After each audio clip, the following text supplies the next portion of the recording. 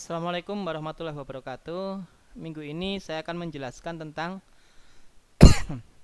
efisiensi reproduksi dan juga tentang sinkronisasi birahi.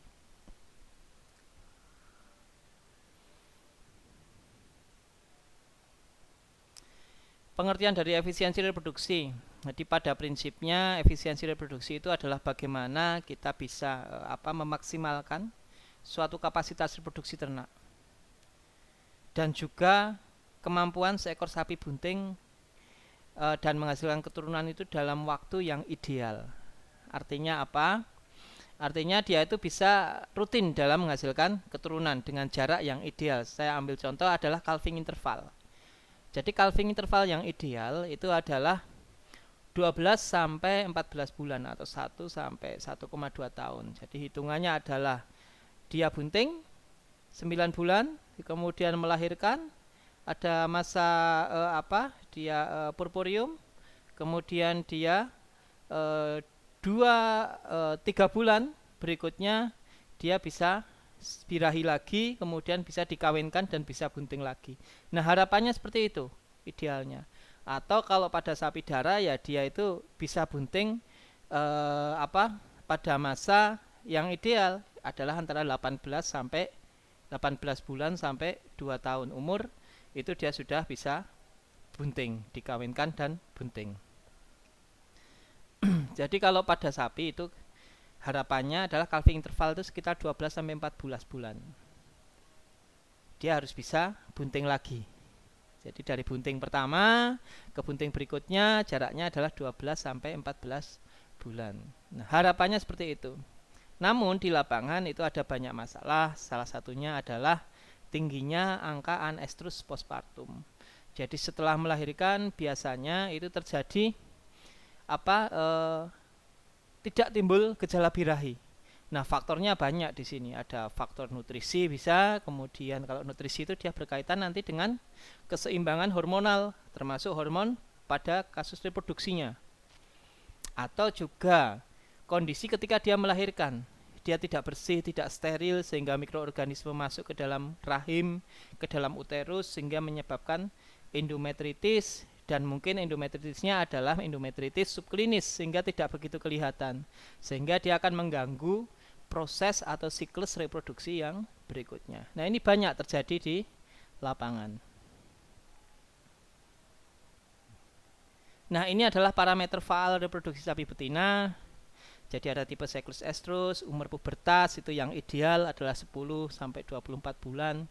Namun rata-rata ya sekitar 18 sampai 24 bulan itu baru bisa dikawinkan.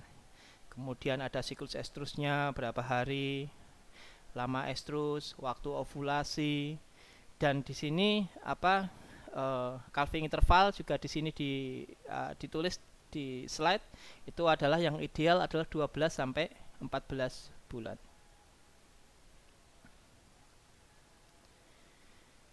Nah, penurunan efisiensi reproduksi pada sapi laktasi ya, pada sapi-sapi kita itu ada beberapa faktor, yaitu yang pertama adalah buruknya tingkat deteksi estrus. Jadi banyak peternak kita itu yang kadang tidak tahu kalau sapinya itu sudah kembali birahi, sudah kembali estrus. Kenapa? Karena mungkin gejala estrusnya dia tidak begitu kelihatan. Jadi ciri-ciri birahi seperti vulvanya abang, abu hangat, keluar leleran, tingkah lakunya berubah, sering bersuara, kemudian dan lain sebagainya, itu dia tidak mendeteksi. Kenapa? Karena mungkin gejalanya tidak lengkap, tapi sebenarnya sapi itu estrus. Nah, ini yang kadang memperparah kondisi efisiensi reproduksi itu tidak bisa kita maksimalkan. Kemudian faktor potensial seperti genetika, berarti dia internal pada sapi tersebut. Kemudian umur, ovarium kondisinya seperti apa, nutrisi dan lain sebagainya. Kemudian kesehatan rahim, kalau kesehatan rahim itu biasanya berhubungan dengan kasus-kasus infeksius seperti endometritis, kemudian kondisi lingkungan yang buruk, sanitasi yang buruk, serta praktek manajemen yang buruk. Semuanya itu nanti akan menurunkan efisiensi reproduksi dari suatu ternak. Nah, permasalahan reproduksi di lapangan. Yang pertama, status kesehatan reproduksi buruk. banyak kejadian anestus postpartum, silent heat, segala macam. Itu adalah pekerjaan rumah buat kita semua. Dan faktornya itu banyak sekali. Dari nutrisi, kemudian inbreeding. Nah, inbreeding ini biasanya karena kegiatan inseminasi yang tidak terkontrol, dalam artian misalnya kalau pada inseminasi itu adalah satu kode pejantan itu hanya boleh beredar pada suatu daerah itu selama 2 tahun. Kenapa? Karena dikhawatirkan ketika lebih dari 2 tahun dan ketika inseminasi pertama itu dia jadi pada awal 2 tahun yang pertama, dia ternyata melahirkan betina, jadi sapi darah, kemudian dikawin lagi dengan stro yang sama, berarti dia bapak mengawini anak. Ini akan menjadi kasus inbreeding dan itu akan mempengaruhi penurunan dari kualitas reproduksi ternak tersebut dan lain sebagainya. Rendahnya pengetahuan siklus estrus, jadi banyak peternak itu kurang memahami seperti apa sih siklus estrus itu, kapan dia mulai siklus estrusnya, terus fase-fasenya seperti apa, deteksi birahi yang rendah, kemudian pelayanan inseminasi buatan belum optimum. Ini berkaitan dengan misalnya penyimpanan setro atau semen beku. Bagaimana dia proses dalam melakukan inseminasi, towingnya, dan lain sebagainya. Itu akan mempengaruhi juga untuk efisiensi reproduksi di lapangan. Kemudian ketersediaan semen beku pada bangsa sapi tertentu itu juga bisa berpengaruh. Serta pelayanan kesehatan reproduksi belum built-in dengan pelaksanaan inseminasi. Namun saat ini alhamdulillah inseminator sudah diwajibkan dia juga untuk mengikuti suatu kursus kesehatan hewan, sehingga sekarang namanya adalah paramedvet inseminator, itu inseminator dan paramedik veteriner. Sehingga paling enggak harapannya di samping dia itu tahu teknik inseminasi, dia juga akan mengerti gangguan-gangguan reproduksi yang mungkin ada di lapang, sehingga dia bisa melakukan suatu kegiatan dalam pelayanan reproduksi ini akan lebih optimal.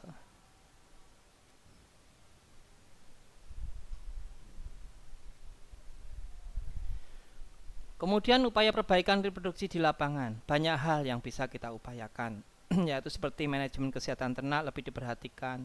Nah, di sini manajemen kesehatan itu banyak hal, jadi tidak hanya berkaitan dengan permasalahan kesehatan reproduksi, tapi secara umum, karena semuanya itu nanti saling berkaitan.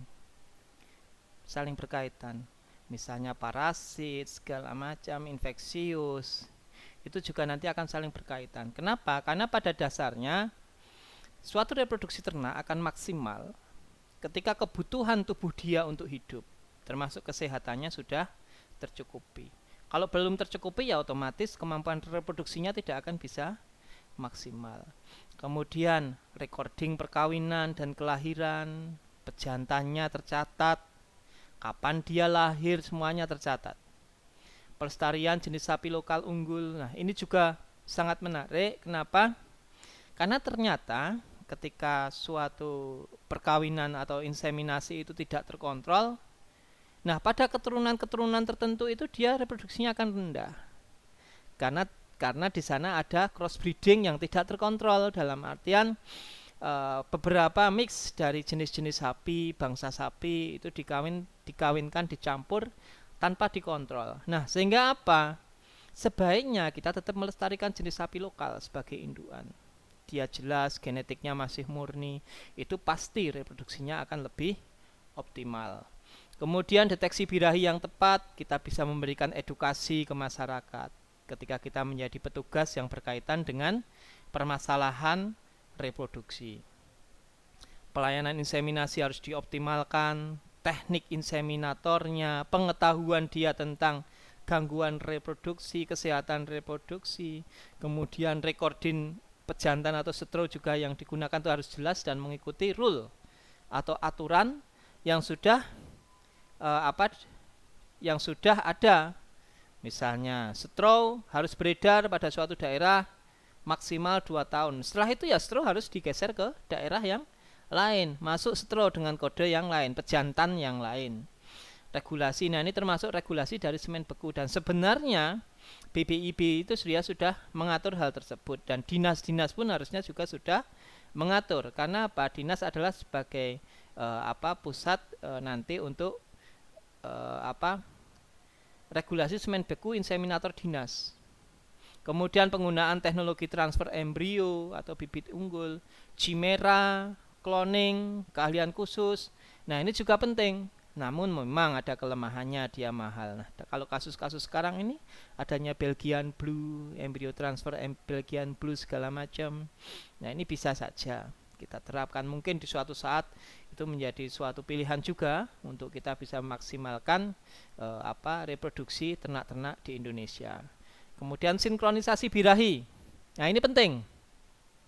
Kenapa? Karena terkadang kalau daerah-daerah tertentu yang dia itu jauh ya lokasi peternak rakyatnya, itu mending kita kumpulkan, kita sinkronisasi birahinya, sehingga nanti ketika dia estrus itu harapannya akan bersamaan, dan proses pengawinannya itu pun dia akan bersamaan. Ini pun juga dipakai pada beberapa perusahaan komersil, sapi perah segala macam. Kenapa? Karena sangat efisien. Deteksi birahi kita juga bisa melakukan serentak. Karena apa? Ada sinkronisasi birahinya, ya kan?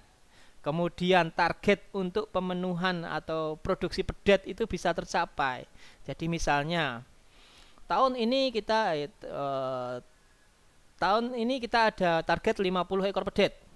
Yang kita sinkronisasi adalah 100 ekor induan, jret. Kemudian dari 100 itu berapa yang birahinya serentak? Taruhlah misalnya 70. 70 dikawinkan semua, diinseminasi semua. Berapa nanti yang bunting? Taruhlah 60 atau 50, sehingga targetnya jelas.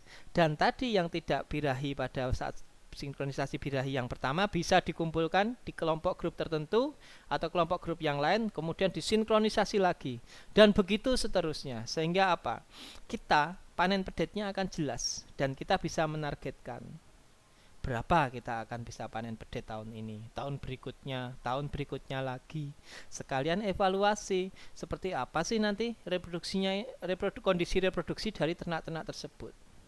Karena ada dari 100 tadi ternyata ada 30 yang tidak birahi, ini dievaluasi. Ovariumnya dicek, kondisi kesehatan reproduksinya dicek, permasalahannya apa, kemudian diperbaiki.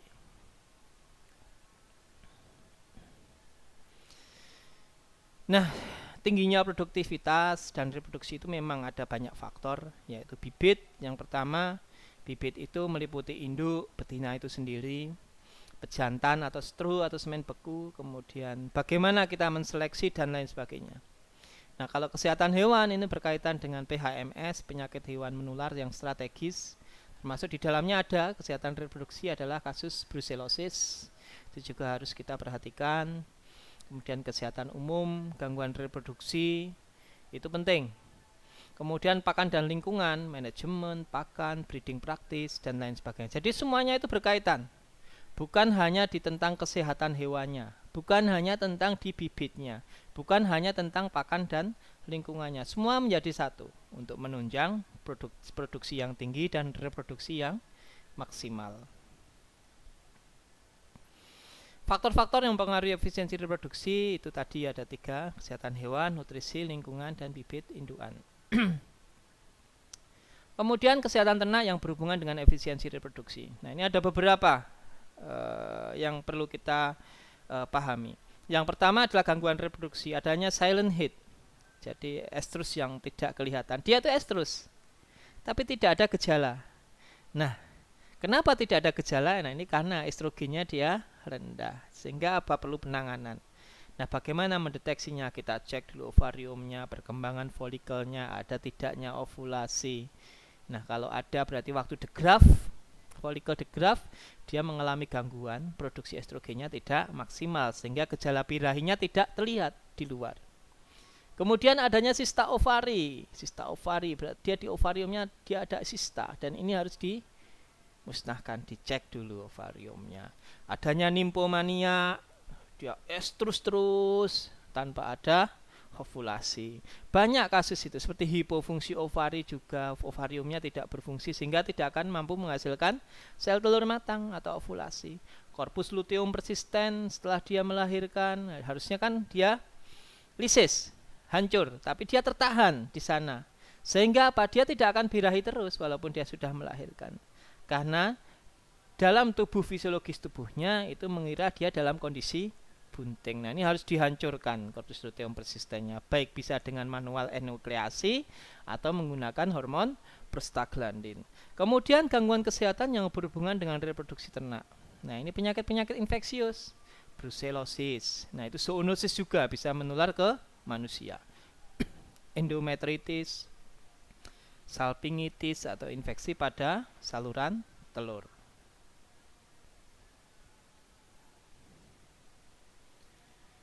Kemudian nutrisi-nutrisi yang berhubungan dengan efisiensi reproduksi.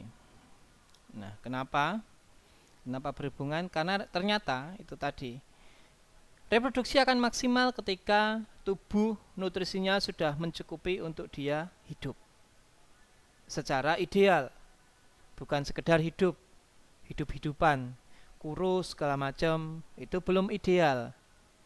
Nah, begitu juga kalau nutrisi berlebihan sehingga dia mengalami obesitas, itu juga akan mempengaruhi efisiensi dari reproduksi. Jadi kita di sini kita akan menerapkan apa yang kita dapat waktu mata kuliah di semester 1, yaitu ilmu tilik ternak. Ternyata BCS, Body Condition Score atau skor kondisi tubuh, itu mempengaruhi juga efisiensi reproduksi. Jadi dulu kalau kita belajar itu ada 1 sampai 5 ya kan, skornya ada sangat kurus, sedang, kemudian gemuk, kemudian obesitas atau terlalu gemuk. Nah, harapannya kita itu ada di skor sedang. Itu efisiensi reproduksi dia akan maksimal.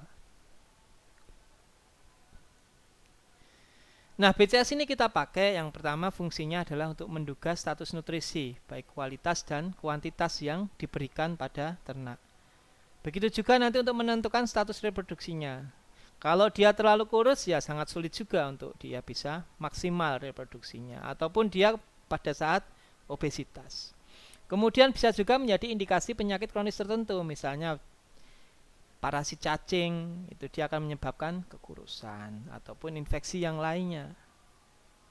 Nah, di sini nanti status BCS-nya ada 3, yaitu under condition yang tidak dikehendaki, optimum condition, dan over condition. Nah, yang under condition dan over condition ini sama-sama tidak dikehendaki. Dalam hal adalah memaksimalkan reproduksi. Kalau untuk potong ya yang over condition mungkin bagus karena dagingnya banyak. Tapi kalau untuk reproduksi belum tentu itu baik. Nah, penilaian BCS itu ini hanya sekedar kita refresh aja. Jadi kita lihat di sana nanti ada tonjolan tegak tulang belakang, kemudian dari samping penilaiannya segala macam, legok lapar. Nah, ini gambarannya kan seperti ini. Ini hanya kita merefresh saja. Jadi kita lihat dari belakang dan juga dari samping untuk menentukan BCS-nya berapa. Nah, ada skor 1 adalah sangat kurus, 2 kurus, 3 sedang, 4 gemuk, 5 sangat gemuk. Nah, di 3 ini sebenarnya yang paling optimal. Atau kurang sedikit atau lebih sedikit. Kemudian indikasi yang berhubungan dengan efisiensi reproduksi. Yang pertama, galur atau jenis ternak unggul. Karena setiap jenis ternak itu dia mempunyai efisiensi reproduksi yang berbeda-beda. Taruhlah misalnya sapi lokal atau peranakan unggul. Dia dewasa kelaminnya dia lebih lambat daripada yang simental. Sehingga kita harus mengetahui sifat-sifat seperti itu. Atau misalnya pada jenis Brahman Cross. Dia untuk estrusnya dia lebih singkat dibandingkan jenis sapi yang lain. Kemudian regulasi pejantan, stroke sekali lagi harus diperhatikan. Kemudian pengawasan persilangan perkawinan. Jangan sampai nanti ada inbreeding pada saat perkawinan.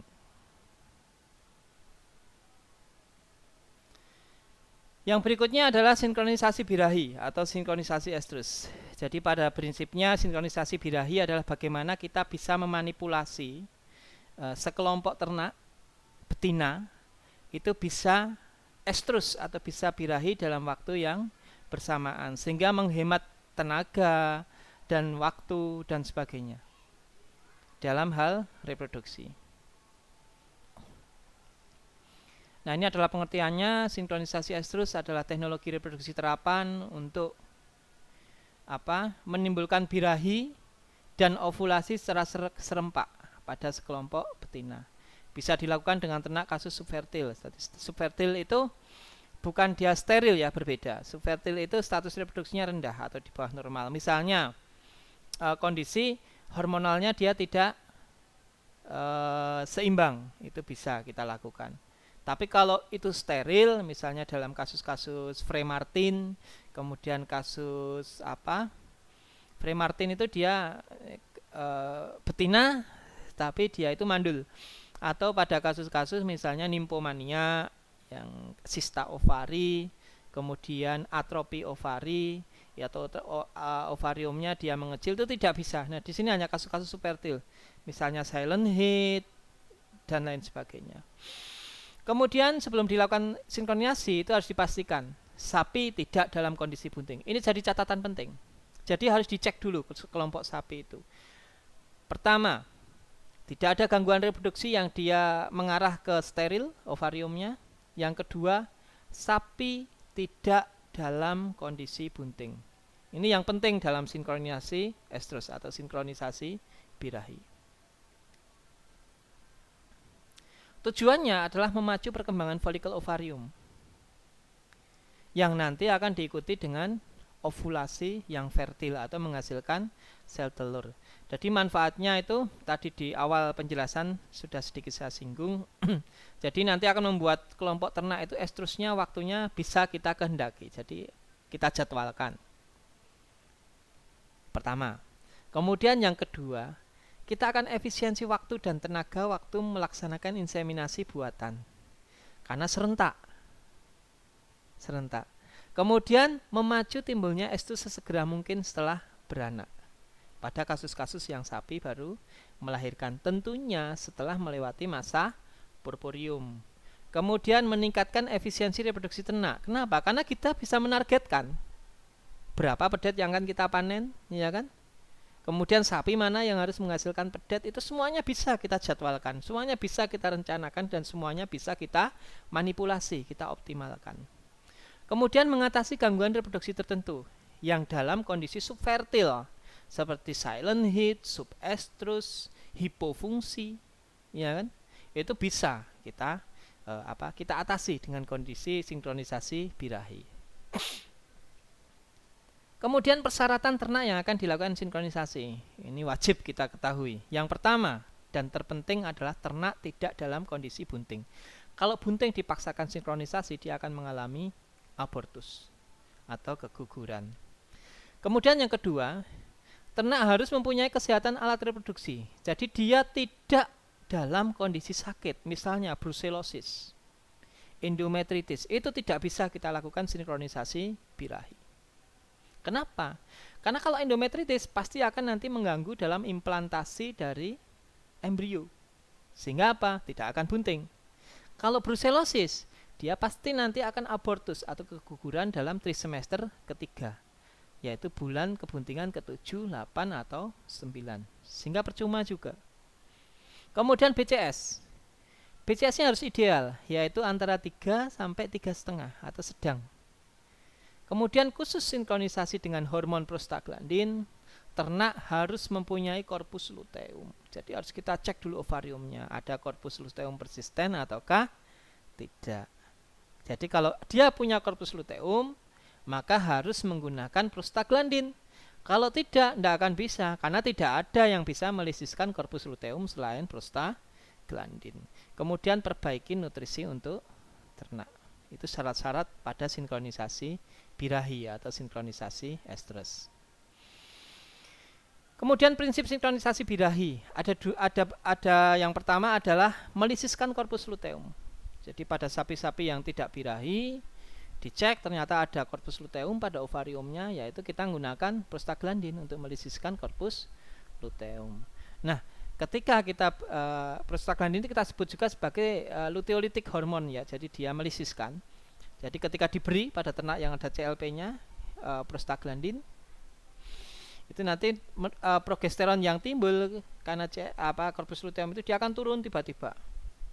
Sehingga apa? Sehingga nanti menimbulkan hambatan pada hipotalamus, GnRH, kemudian FSH, LH, kemudian birahi, baru kemudian ovulasi. Nah, seperti itu prinsipnya. Jadi dulu waktu di pertemuan keberapa itu saya sampaikan sangat penting untuk mengetahui mekanisme hormonal reproduksi. Nah, di sini juga manfaatnya.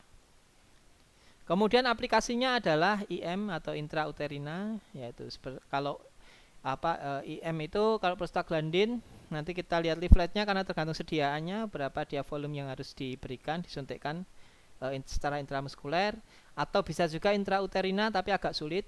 Nah, kalau intrauterina itu 1/5 dari dosis intramuskuler.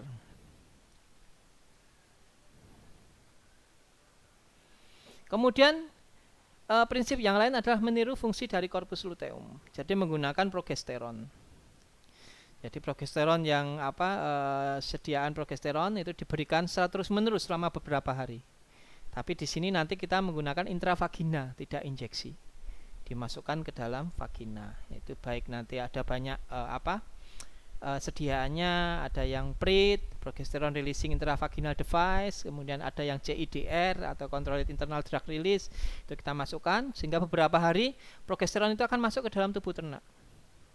Sehingga nanti progesteron ini nanti akan karena dia tinggi pada titik puncak dia akan di stop sehingga turun, kemudian hambatan pemberitaan GnRH hipotalamus dihentikan, kemudian muncul GnRH, FSH, birahi, LH, kemudian ovulasi, siklus birahinya kembali terbentuk. Nah, sediaan hormon yang pertama prostaglandin itu ada banyak di lapang, ada dinopros trimotemin, itu mereknya ada Lutelize, Upjohn, kemudian luprostiol itu ada Reprodin, itu buatan Bayer, Prosolvin, segala macam, ada cloprostenol, nah banyak. Nah, sekarang pun lebih banyak lagi, nggak cuma 3 ini. Itu tergantung nanti kita mau memakai yang mana. Ada juga sediaan GnRH, itu Vertagil, itu biasanya juga dipakai untuk sinkronisasi birahi.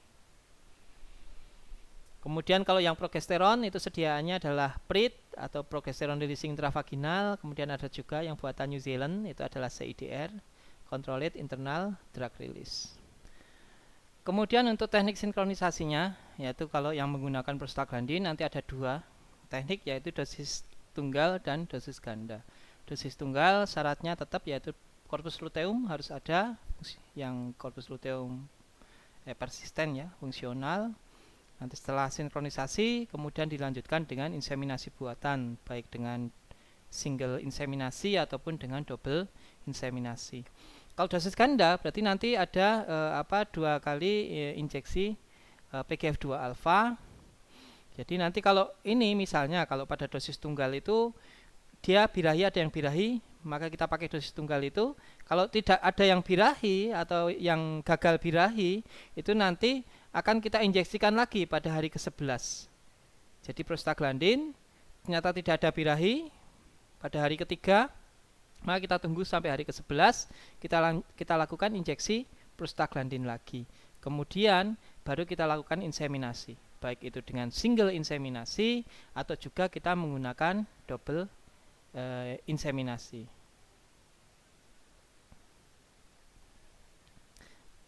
Kemudian yang dikombinasikan dengan GnRH atau ovasing, yaitu syaratnya karena prostaglandin kita harus ada corpus luteum.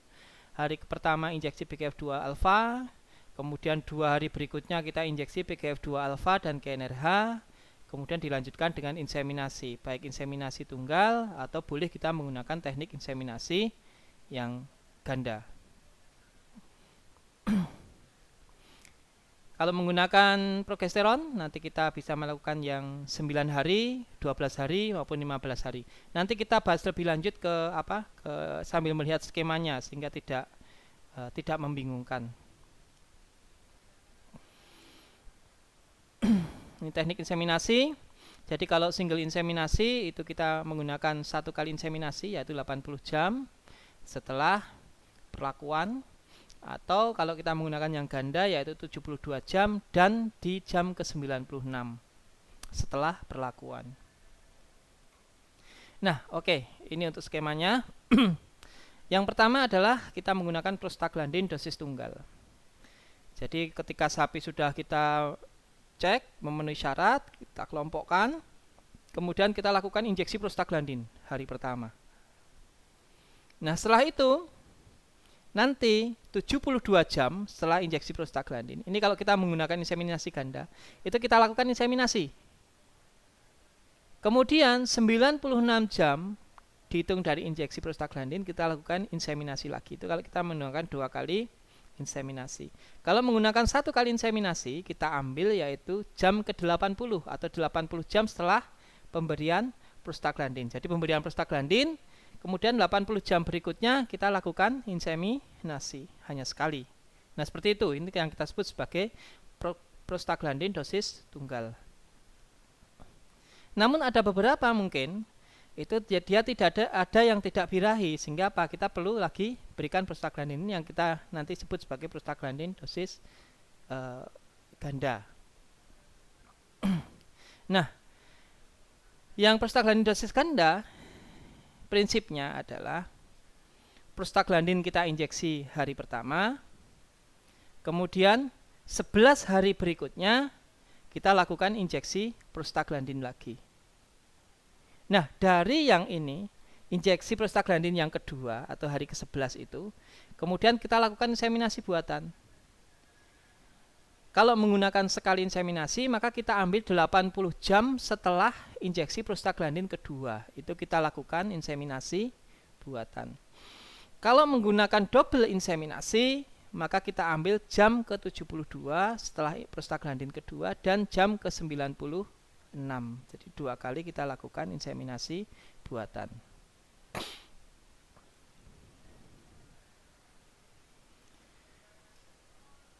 Kemudian prostaglandin yang dikombinasikan dengan GnRH atau phasing method. Jadi hari pertama kita lakukan injeksi prostaglandin, kemudian 24 jam injeksi GnRH, atau bisa juga 2 hari berikutnya. Itu kita injeksi GnRH, kemudian 72 jam setelah injeksi GnRH kita lakukan inseminasi buatan dan jam ke-96. Itu kalau double inseminasi. Kalau tunggal inseminasi maka 80 jam setelah injeksi GnRH. Itu GnRH ini 24 setelah prostaglandin. Namun ada juga metode yang lain di sini, yaitu prostaglandin kemudian injeksi lagi prostaglandin dan GnRH, yaitu pada hari kedua setelah injeksi prostaglandin pertama atau 3 hari berikutnya. Kemudian jam inseminasinya sama, yaitu 72 jam dan 96 kalau inseminasi ganda dan 80 jam. Jadi ada 2 metode di ovasing itu. Ada 2 metode pemberian PGF2 alpha yang dikombinasi dengan GnRH. Nah, dalam slide ini dia yang injeksi GnRH-nya dia 24 jam setelah prostaglandin. Jadi tinggal nanti kita mau pakai yang mana. Kemudian kalau progesteron atau CIDR implan, kalau hari ke-9 prinsipnya sama. Jadi IB dilakukan setelah perlakuan terakhir. Jadi dalam hal ini kalau 9 hari kan kita pasang implan itu di hari pertama intravaginal, kemudian kita biarkan selama 9 hari, kemudian implan ini kita ambil. Setelah diambil, kemudian kalau kita lakukan inseminasi ganda, berarti dia 54 jam setelah implan itu diambil dan 72 jam setelah implan itu diambil. Itu kita lakukan inseminasi. Kalau yang inseminasi tunggal yaitu 60 jam setelah pencabutan CIDR atau progesteron itu diambil.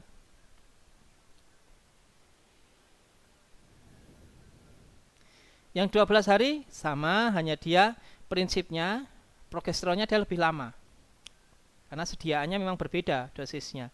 Nah, ini setelah 12 hari ini atau setelah dicabut implannya itu baru kita lakukan inseminasi. Baik itu dengan yang single inseminasi ataupun dengan yang double inseminasi. Jamnya sama yaitu setelah pencabutan dari progesteron atau CIDR. Begitu juga yang 15 hari, sama pada prinsipnya.